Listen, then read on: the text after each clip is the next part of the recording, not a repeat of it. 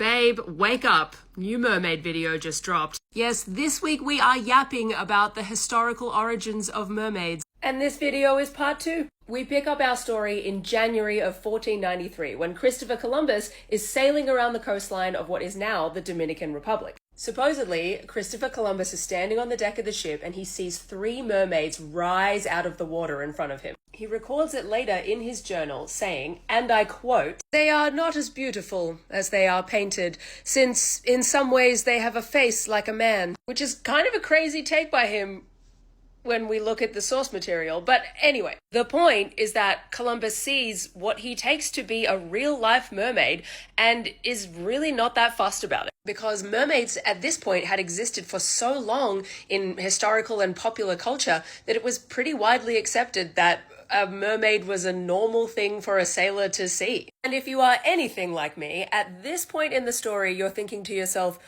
okay, well, if Columbus saw something and all of these other sailors are reporting seeing mermaids as well, what the hell are they actually seeing out there? I am so glad you asked, because here is what modern historians think Columbus might have actually seen in the water.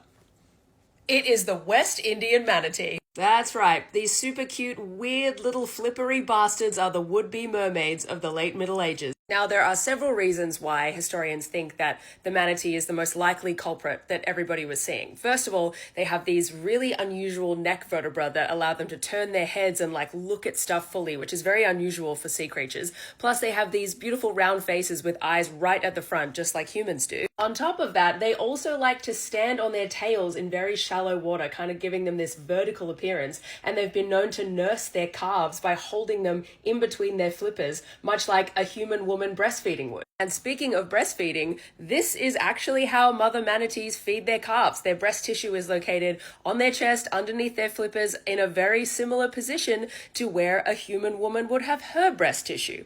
That's right.